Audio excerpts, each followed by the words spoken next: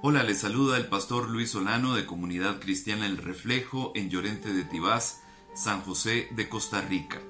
La semana pasada iniciamos una serie de temas relacionados con el reino de los cielos o el reino de Dios, porque es fundamental que nosotros entendamos qué es el reino de los cielos, qué es el reino de Dios. Si realmente el reino de los cielos es un lugar a donde nosotros vamos a ir fuera de este escenario terrestre, o si el reino de los cielos más bien es una esfera de alcance del poder superior de Dios que está establecido en los cielos sobre la humanidad, sobre los seres humanos. ¿Ok? Algunos detalles vimos la semana pasada con respecto a lo que un reino significa. Vimos 4 componentes importantes que debe tener un reino. Debe tener un rey, debe tener súbditos, debe tener una ley que rija mandamientos, estatutos que rijan este reino, y debe tener un territorio. ¿Ok? Entonces, nosotros establecimos la semana pasada que se le llama el reino de los cielos porque el lugar de establecimiento de este reino es precisamente en los cielos, que es el lugar donde Dios mora. O sea, por eso se le llama el reino de Dios también. Entonces, el reino de los cielos ha sido establecido en los cielos. Sin embargo, la esfera de influencia del reino de los cielos se extiende hasta nosotros, los que moramos acá en la tierra, y a todo el universo en general. ¿Por qué? Porque todo pertenece al territorio del reino de los cielos. Acabamos de decirlo.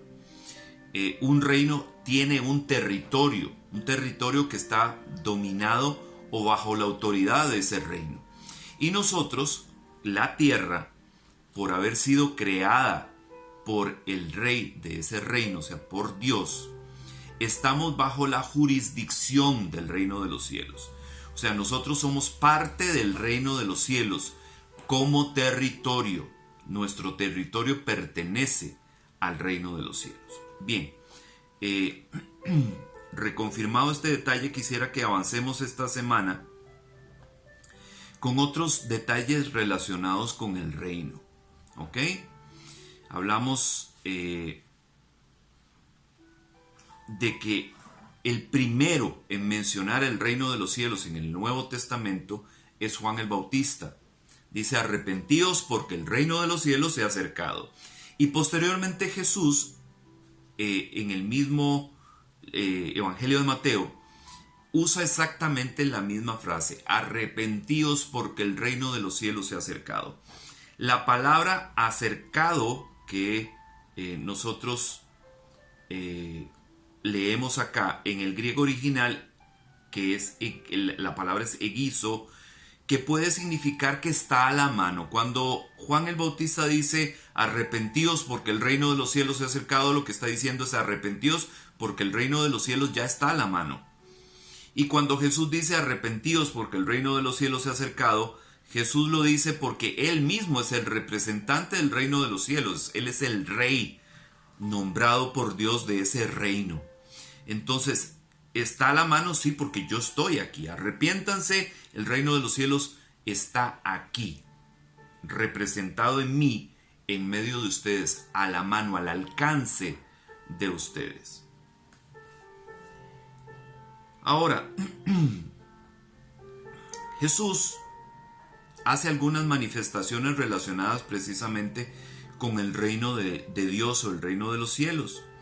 Busquemos lo que dice Mateo en el capítulo 12 y el versículo 28. Yo le recomiendo que usted tenga una Biblia física, una Biblia de papel en su mano cuando estemos buscando estas citas, porque seguramente usted está viendo esta consideración, esta prédica, a través de su teléfono o de una tablet o de una computadora.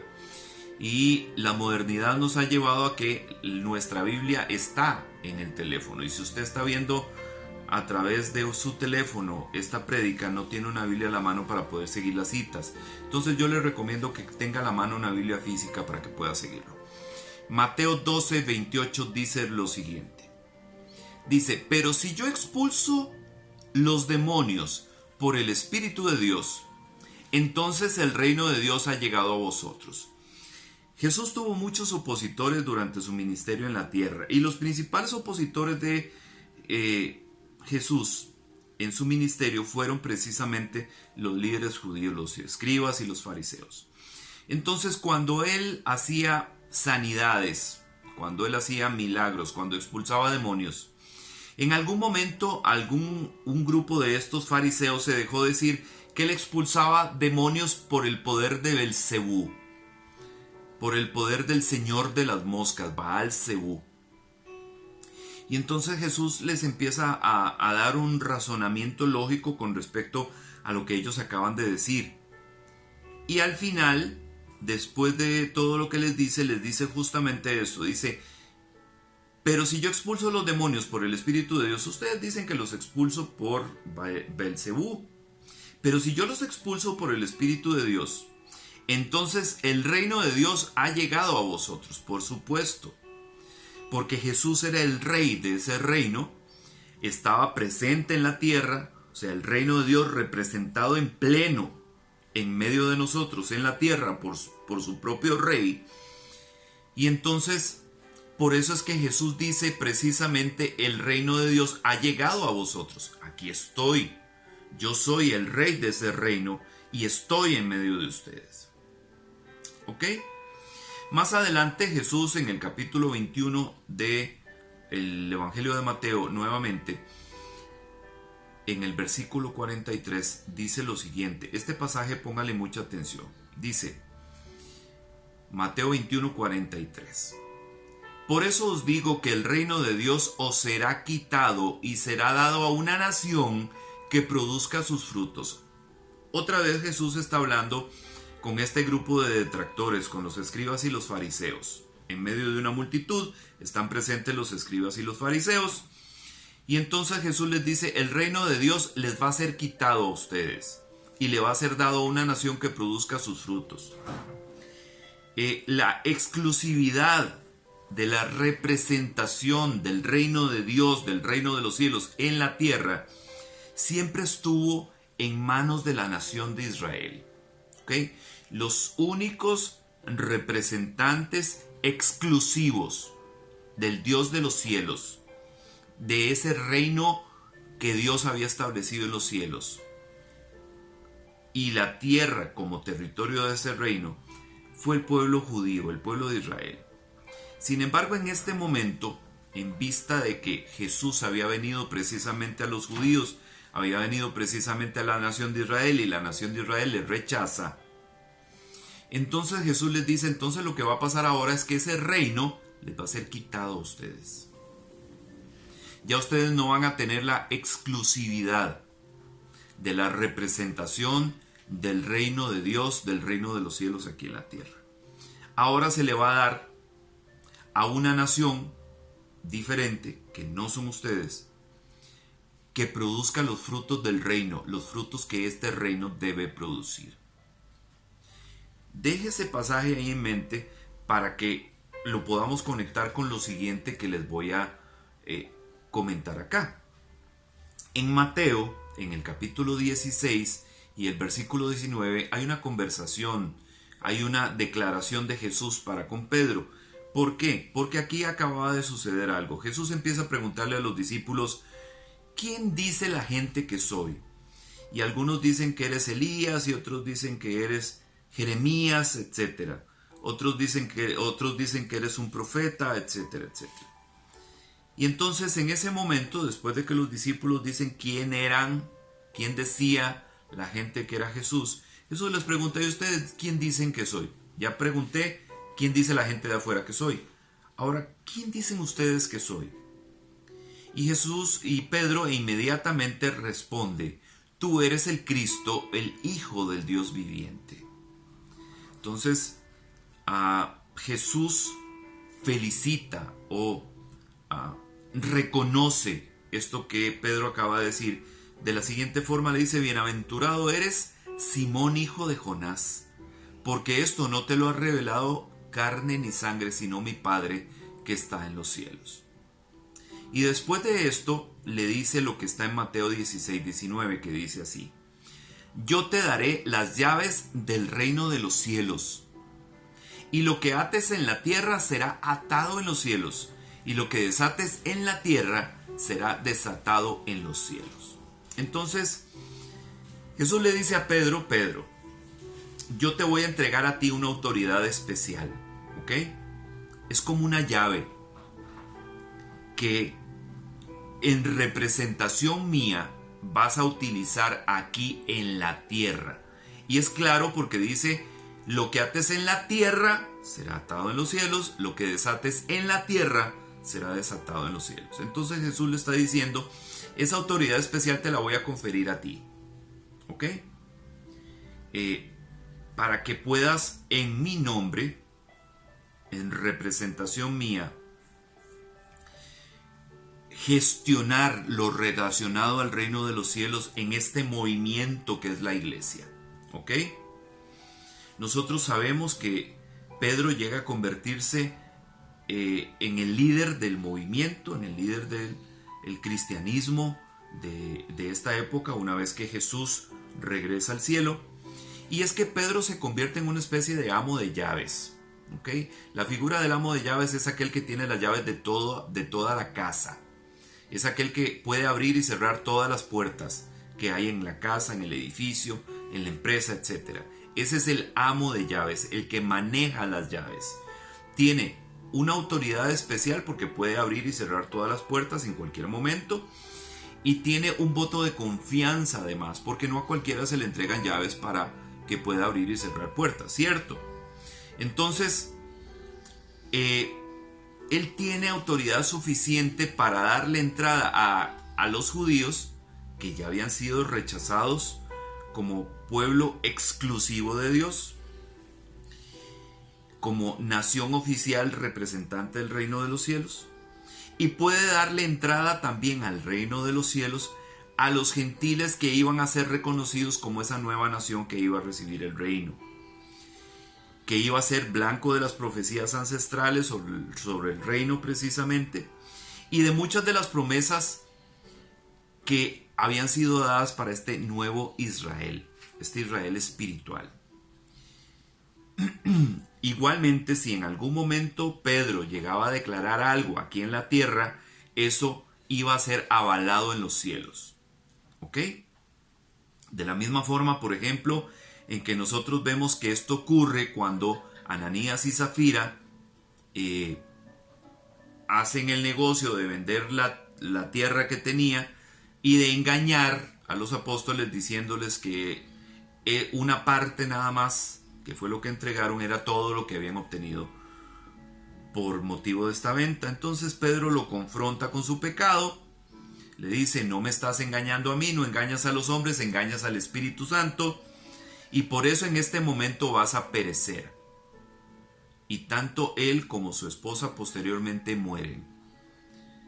La autoridad de Pedro llega hasta ahí, llega hasta el punto de declarar en este momento que en vista del pecado que Ananías y Zafira habían cometido, iban a morir. Y entonces en el cielo, cuando él declara eso, en el cielo avalan esa declaración e inmediatamente Ananías y Zafira mueren. ¿Ok? Tenemos que entender esto porque esto es importantísimo. Cuando Jesús enseña a sus discípulos a orar, una de las declaraciones de la oración del Padre Nuestro que nosotros conocemos bastante bien es: venga tu reino, hágase tu voluntad aquí así en la tierra como en el cielo. Si ustedes se dan cuenta, Jesús no está diciendo llévanos a tu reino como un grupo de personas, de seres terrestres que iban a ser llevados al lugar de origen del reino en los cielos. Lo que Jesús le está enseñando a sus discípulos a orar es: venga a nosotros tu reino, como algo que debía ser establecido con autoridad y poder acá. Siendo la tierra territorio del reino de los cielos, usurpada por una autoridad que no le corresponde, que es Satanás y toda su hueste de maldad, lo que está Jesús enseñando a sus discípulos a hacer es pedir que el reino venga, que el reino se establezca plenamente en la tierra, que toda la autoridad, que toda la justicia, que todo lo que el reino de los cielos representa sea traído en pleno a la tierra y que la voluntad de Dios se haga aquí en la tierra como ya se hace en el reino de los cielos. Entendible, ¿verdad? Bien, en el capítulo 13 de Mateo, Jesús habla del reino de los cielos en 7 parábolas diferentes. Muchas de ellas empiezan con el enunciado: el reino de los cielos es semejante a, o el reino de los cielos se parece a, y a partir de ahí Jesús empieza a relatar la parábola. 7 parábolas diferentes en el libro de Mateo, en el capítulo 13, también en los otros evangelios sinópticos, en Marcos y en Lucas, están estas parábolas. Sin embargo, este estilo de Jesús de hablar acerca de las verdades, acerca de los secretos, los misterios del reino de los cielos, había sido profetizado previamente. En el capítulo 78 de los Salmos, en los versículos 1 y 2, vamos a leerlo, búsquelo por favor.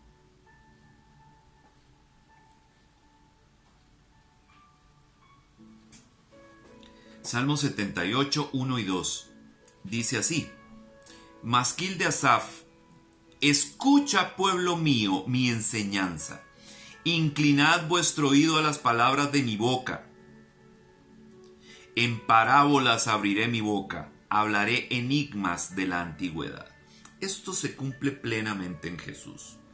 Jesús habla en varias oportunidades en parábolas. Y las parábolas relacionadas con el reino de los cielos precisamente tienen un significado especial porque tienen como finalidad ilustrarle a las personas que no conocen el reino de los cielos, porque nunca han estado,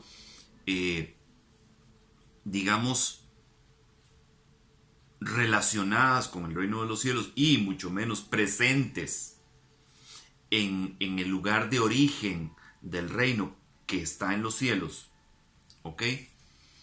Para que estas ilustraciones puedan aclararle las ideas y los conceptos relacionados con el reino de los cielos.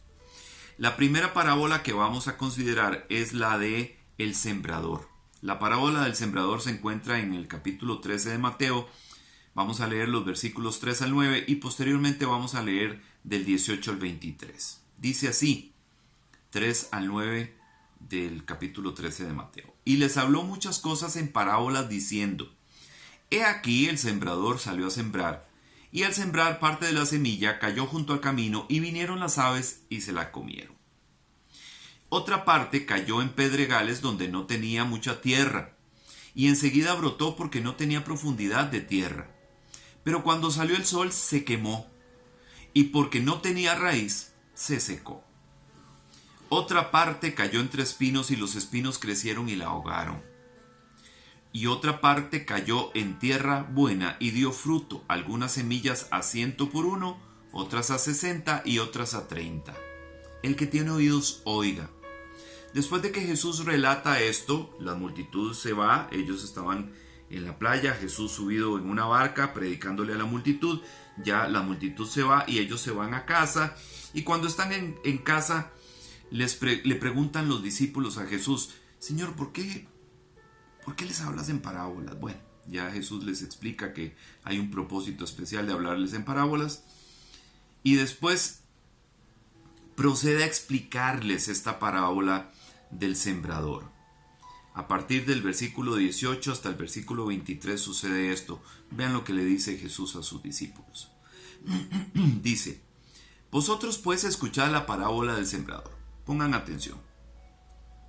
A todo el que oye la palabra del reino y no la entiende, el maligno viene y arrebata lo que fue sembrado en su corazón. Este es aquel en quien se sembró la semilla junto al camino. Y aquel en quien se sembró la semilla en pedregales, este es el que oye la palabra y enseguida la recibe con gozo.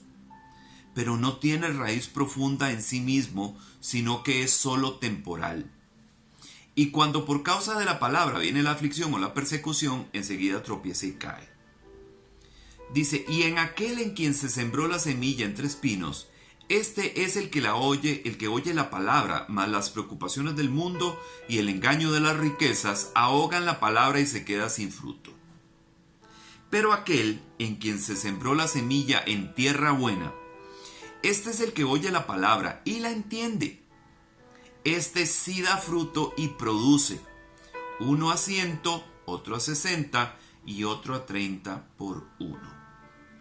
Yo creo que esta parábola en particular no necesita mayor explicación porque Jesús la está explicando. Sin embargo, es importante que nosotros entendamos en qué contexto le habla Jesús a sus discípulos acerca de esta parábola del sembrador. En la región de Palestina, donde ellos se encontraban, la actividad principal era precisamente la agricultura. Entonces, las personas de aquella región estaban acostumbradas al tema de la siembra. Sabían dónde había que sembrar semilla, dónde no había que sembrar semilla y qué pasaba en diferentes escenarios. Entonces, por ejemplo, cuando habla de la semilla que cae a la orilla del camino, los oyentes entendían que cuando se iban esparciendo las semillas y el terreno estaba cerca del camino, algunas de esas semillas iban a caer justamente en esa orilla del camino y no iban a tener oportunidad de germinar. ¿Por qué? Porque a la orilla del camino iban a ser pisoteadas por las personas que pasaran por ahí